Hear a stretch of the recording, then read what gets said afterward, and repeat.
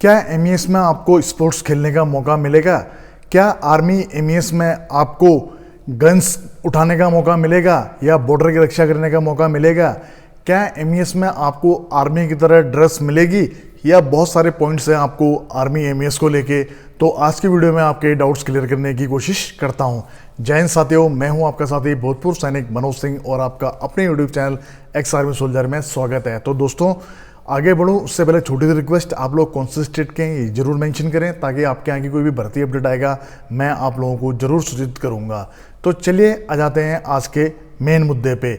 और आज का जो मेन मुद्दा है वो है एमईएस को लेके। सबसे पहले तो आपको बता दूं कि हम लोग आर्मी एमईएस क्यों बोलते हैं, एक वर्ल्ड ही हो गया, क्योंकि अधिकतर जो बड़ा कैंटोनमेंट एरिया होता है वो आर्मी का ही होता है। तो आर्मी की स्ट्रेंथ ज़्यादा होती है, मतलब चाहे नेवी चाहे एयरफोर्स से।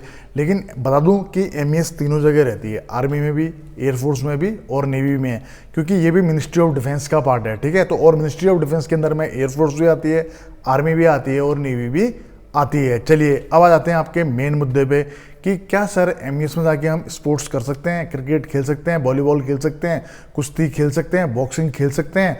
तो इसका जवाब है बिल्कुल आप खेल सकते हैं।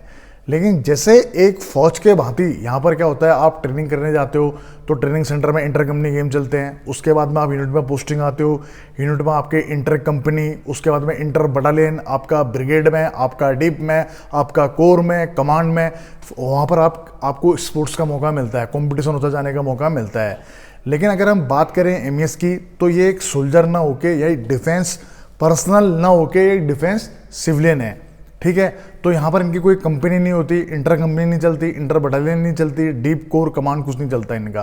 अगर आपको स्पोर्ट्स का चॉइस है तो शाम के टाइम पे लोग गेम खेलते हैं, लेकिन अपने अंदर में ही खेलते हैं। इन लोगों की कोई कोर कमांड डीप नहीं होती यहाँ पर। ये लोग कहीं, इनमें ऐसी कोई कंपटीशन की भावना नहीं होती। अगर आप अपने लिए कोई सा भी गेम खेलें, चाहे क्रिकेट, वॉलीबॉल, वो आप खुद के लिए पर्सनल खेल रहे हैं और आप में बहुत अच्छी एबिलिटी है तो आप इस स्टेट्स के लिए खेल सकते हैं और वहाँ जाके फ़ायदा आपको स्टेट गवर्नमेंट के थ्रू मिल सकता है, ना कि आपको एमईएस के थ्रू। तो स्पोर्ट्स का इसमें कोई ज़्यादा बड़ा महत्वपूर्ण रोल नहीं है, जितना फ़ायदा आपको आर्मी में होता है यहाँ पर ऐसा ना आपको उतने मौके मिलते हैं, ना आपको उतना बड़ा फ़ायदा होने वाला है। चलिए आ जाते हैं हम नेक्स्ट पॉइंट पे।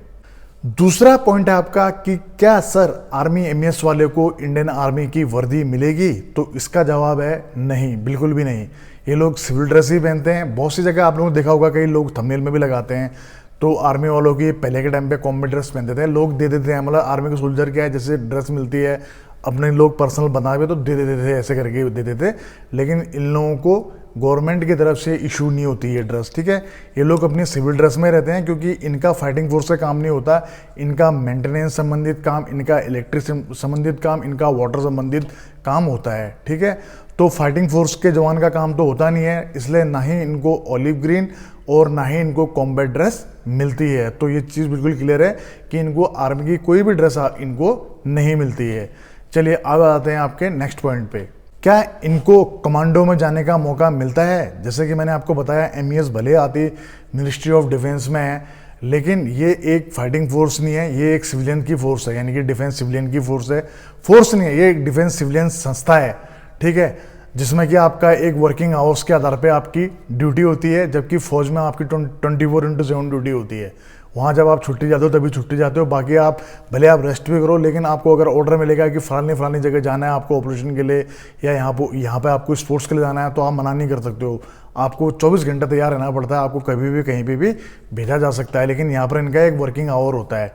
ठीक है, ये लोग 24 घंटे के लिए बाध्य नहीं होते हैं, तो इसलिए इनको गन या इस टाइप की कोई भी कॉम्बैट ट्रेनिंग नहीं दी जाती है।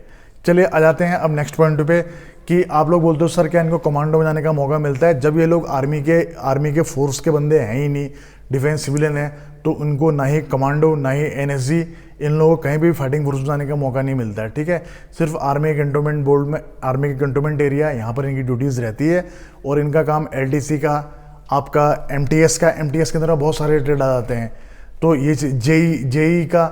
ठीक है, तो इन लोगों के ये काम होते हैं। बड़े बड़े जो इनके स्टोर होते हैं, उनकी लेजर मेंटेनिंग, स्टोर डंपिंग, सब चीज़ों का इनका काम होता है, लेकिन फोर्स के जवानों की तरह इनका कोई काम नहीं होता है। तो ये थी एमईएस को लेके आपके डाउट क्लियर करने की कोशिश की है। अगर वीडियो अच्छा लगा हो तो वीडियो को लाइक, एक प्यारा सा कमेंट्स, और चैनल में जो पहली बार जुड़े हैं सब्सक्राइब जरूर करें। दीजिए अपने भाई को इजाज़त। जय हिंद, जय भारत, वंदे मातरम, भारत माता की जय। दोस्तों सब्सक्राइब कीजिए एक्स आर्मी सोल्जर को डिफेंस की सबसे सटीक और सबसे आसान भाषा में जानकारी के लिए। साथ ही बेल आइकन को प्रेस करें ताकि आपको नोटिफिकेशन सबसे जल्द मिले।